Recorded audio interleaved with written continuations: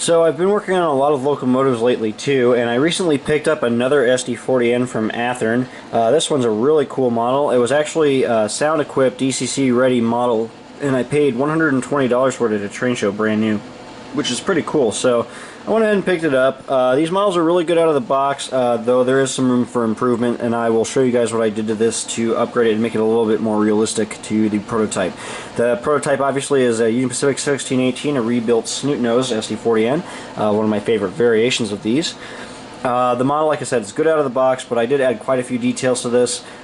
Starting from the front pilot, I really had to kind of detail these from the ground up and change some things, stuff like that. I had to add the custom Union Pacific North Little Rock style snowplow. This is a modified SP style snowplow from Athearn. I cut these in half, basically, shrink them, basically reform the wings of the plow, the top of the plow, reshape the opening for the coupler and the air hose, and it's a decent stand-in for a North Little Rock style plow. And I reinstalled the plow on the model, put the new air hoses on. The MU cables are stock, I just put those through the plow. I added the custom coupler lift bars. The prototype has this really interesting style of coupler lift bar, kind of based on what SP used to do with the angled style coupler lift bar. But this one has the really neat looking triangular shaped lift bars on the top. So I made this from scratch out of brass wire, and it looks pretty good. I got the Pepsi can receptacle holder on here, the custom drop step, the whole nine on that. Looks pretty good.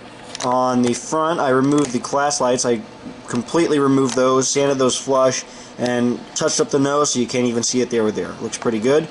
Everything looks good on the model. Added some details to the top here as well, like the grab irons, for example, which Union Pacific adds the new antenna. And I got the PTC antenna up here in the back with the AC unit, which I'll show in a bit. Looking at the side of the model, if we get up real close here, you guys can see I've done all of the detailing on the nose. Again, I added the custom air filter there that the locomotive has, and then I added the broom, which is actually there on the prototype photos. You can see there's a broom on top of the nose. Heavy bit of paint chipping on the top too. I modeled that with some acrylic dry brushing effects. I added the reflective sill stripes, some grime, streaking, and everything like that. I scratched up the numbers on the cab to look like they had gotten beat up a little bit, so that's a pretty neat little effect. Lots of grime and soot on the side, some streaking, but still in pretty good shape, as you can see. I got the full fuel tank detailing on the underbody, added all the piping and detailing, the waste retention tanks, etc. The trucks look really good. They're nice and lightly dusted to get all the grime effects on that as well. Grills are darkened, all that good stuff. On the top here, you guys can see the prototype has a replacement fan, and I modeled that here as well. I mounted the horn in the correct location, and I put the correct conduit on the roof here as well, because the prototype had that, and that's just made from brass wire. Looking back here, you guys can see it's a pretty heavily grimed up locomotive. It spews quite a bit of oily exhaust from the photos that I pulled up. It was pretty dirty up here, so I weathered that pretty heavily with some chalks and powders. There you guys can see the custom-made PTC antenna. It's a shortened version of the PTC antenna made for these EMD cabs, and I made that from scratch with some various detail parts and styrene. Everything looks pretty good on the roof here. Again, pretty heavily grimed up, but still in pretty good shape on this locomotive. It's not too heavily weathered just yet. The rear pilot has all the separately applied details as well. Again, custom-made coupler lift bars, added drop step, the receptacle holder, all that good stuff has been added, the new air hose, all that, and then it's been pretty heavily weathered, as you can see. Got the reflective striping on the ends. All looks pretty good. And then on this side, we have the exact same thing. All kinds of weathering effects, mostly dry brushing and washes on this, and then finish it off with powders. So it looks pretty good. Really nice. Got some fuel tank streaking there.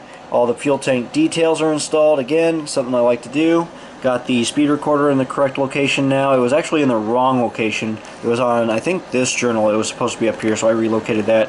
And again, the reflective sill striping on the pilot. So that all looks really good. It's a really nicely detailed model. It looks really nice. I'm happy to have another one of these SD40Ns. It's a nice model from Athearn, And again, a really good deal on this because it does have sound in DCC, though I did decide to take the sound out for now. I still have everything hooked up inside for DCC, which is nice. It's a bit of a time saver.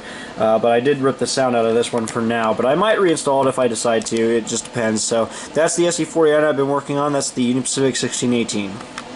Okay, so the last locomotive I'm going to show that's completed is going to be a very interesting prototype. It is the Union Pacific 2768, and this is one I'm very proud of in terms of weathering effects. It's come out quite nice. Again, it's Union Pacific 2768, obviously a SD40M-2, a rebuilt SDP-45 from Morrison Knudsen. It was a former SP unit, and it got repainted in the Union Pacific, and as you can see, it's not doing too well. Not doing too well at all. This is very heavily weathered. I wanted a model like this so I could try some of these weathering effects and have it for myself and be able to kind of, I guess, display it. I wasn't intending on getting one of these, but this is again another one of those really good deals I found at a train show. I think I paid $80 for this, brand new, out of the box, which is awesome. So again, it's heavily weathered. I tried to model this unit as it appeared kind of towards the end of its life. It did get pretty heavily beat up, and then I believe it eventually got scrapped or sold off. I'm not sure the exact fate of this locomotive, but in my world, what I'm trying to basically say and show here is the locomotive got put in storage, and over time it faded down and deteriorated pretty heavily, and it recently got pulled out of storage and is now back in service, and it's gotten recently repatched and stuff like that. Is kind of what my idea was here, because a couple of these locomotives have gotten pulled out of storage. Not SD40M-2s, but a couple SD40-2s and stuff like that, and I thought, if they could do that, it's possible, you know, one of these old Warriors could have been pulled out too. So it's a neat little side story I came up with for the model. But again, lots of work on this. It's an Athearn Genesis, so it's pretty nicely detailed out of the box, but I did add quite a few additional details. Added the MU jumpers, the new coupler lift bar, new snowplow MU hoses. I got all of the work done on the trucks. I just added all the appropriate details were needed. I added the custom reflective sill stripes. Finished the fuel tank detailing. I got the waste retention tank on there as well. Again, really nicely detailed model out of the box. And then I added all the fading and the heavy weathering. As you can see, I faded this quite heavily, so you can see the Union Pacific is actually pretty heavily sun bleached, and you can see it's kind of an uneven fade, and that's what I was trying to achieve here, because these locomotives don't really fade very evenly. So you can see there's a lot of heavy bleach spots, especially around the Union Pacific logo, and then the Union Pacific logo, the stripe itself is starting to deteriorate. As you can see, it's a neat little effect I like to do. The gray is starting to deteriorate, black in the grills, got some rust pitting and streaks and scratches on the sides. All looks really good. The cab here, as you can see, it's starting to rust pretty heavily. I got all of the rust and everything streaking down from the battery box doors, toolbox doors, all that. The cab is pretty heavily scratched up too, and you got some kick-up spray on the bottom too. That's an interesting little feature I decided to keep on this model. I thought that spray would look pretty sweet, because I have seen this in a couple Union Pacific locomotives, and I thought it'd be interesting to model, so I did. And you can see the numbers again are pretty scratched up, pretty beat up, and the patching, the fresh patching, it's pretty hard to see. You can see it's starting to just rust over there a little bit. But again, a lot of nice work here on the cab roof with the fading effects. On the nose, it's just absolutely a disaster. This thing needs repainted. You can see there's tons of rust streaking, scratching, pitting. The logo is starting to chip away and deteriorate. There's all kinds of fading on there. You can see the rust is starting to eat away at some of the paint as well. And just all the way down the top of the locomotive, just all kinds of heavy fading, all kinds of heavy rust pitting, scratches. Look at that. Looks pretty sweet, huh? And that's all done with acrylic, just done in various layers. I actually demonstrated how to do some of these techniques on that SD40M-2 I did a little while back. But I basically did the exact same effects for the fading on this model, and I think it came out pretty good, so I like it. On this side, pretty much the same. I definitely tried to go a little bit lighter on this side so it didn't look as bad. Again, trying to make it look like this model hasn't been, you know, running a little while. So this side, the opposite side we just showed, is definitely worse. This side was probably facing away from the sun, so it's definitely not as faded. So that's a little bit of a variation I try to do here. But again, all the fuel tank detailing is finished. The trucks are nicely grimed over and weathered with acrylics, powders, chalks, all that good stuff. Again, just a lot of deterioration on the side, on the fuel tank. Got the custom reflective stripes added, all 9 yards there. And on this side, you got the streaking and scratching on the number. On the cab sides, you got the rust. Got some mud splatter on the trucks there as well, and on the fuel tank. Neat little effect.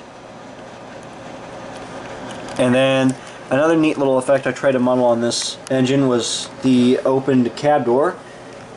As you can see, this is a KV Models part. This is not a Canon Encode door. It's a KV Models photo etched door. So I went ahead, installed that on the model, painted it, and it looked pretty good. So it's a neat little effect, and it looks really nice having the full cab interior, because as you can see, if the door's open, you can actually zoom inside and you can see inside the cab, which is pretty cool. So that's another one of those reasons I took advantage of that, and it looks really neat. It's a neat little effect. But again, just a lot of time and work. I don't know how many hours I spent in total on this model, but it came out really good. It's another old veteran locomotive that's been around for a while, and it's definitely due for retirement or scrap or repainting. But in this case, it's still running, but it's in pretty bad shape. So it came out pretty good. It's been a hell of a fun project, to be honest with you, but again, a lot of work, a lot of time, but worth it. So it looks really good. So that's the SD40M-2 here. A nice model, and one I'm really happy with. And again, that's probably my model of the month here for sure. I mean, like I said, I spent tons of time and effort on this. I can't wait to get it running, get some shots of it running on my layout. But that's the SD40M-2, guys. So that's the last locomotive that's completed that I'll show you guys. To kind of wrap up this video here, I do have a lot more projects working. I have a couple of cars I'll show later on in another video. Of course, I have these boxes working in the background, so I'll keep you guys posted on when I get these done. I have my Union Pacific GP40s. These are the Athearn Genesis, the locomotives we reviewed a while back that were pretty bad out of the box. I've actually fixed them up now, so they're all in various stages of assembly right now. I haven't started the weathering yet, but as you can see, this one's been completely overhauled and repaired. All the details are reinstalled. The handrails are brand new. I made those myself. Kit bashed them and then combined them with the parts that were not damaged on the model. I also removed the class lights, stuff like that. So these are both good fixer-upper projects, and I was able to save them, which is good. So they're in various stages, like I said, of reassembly. The other one is the 1342 here, the ex-Rio Grande unit, but I'll show you guys these on a later date. But for now, that's pretty much it. I got some other projects again in the future, lots more custom projects coming up, so keep an eye out for that, guys. Alright guys, so that'll wrap it up for this video. Thank you for watching. If you have any questions, feel free to send a comment.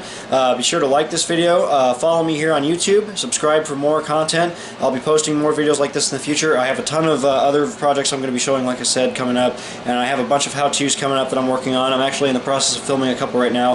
I have another product review coming up too, which will be really cool. You guys will like this next product review that I'm going to be doing. And again, stay tuned for more. Follow my work on Facebook and Instagram. My Facebook page is Dan's Custom Trains. My name is Daniel Arnold. You can follow me there, and then of course you can follow me on Instagram as well. Currently my name on there is Dan E. Dankinson.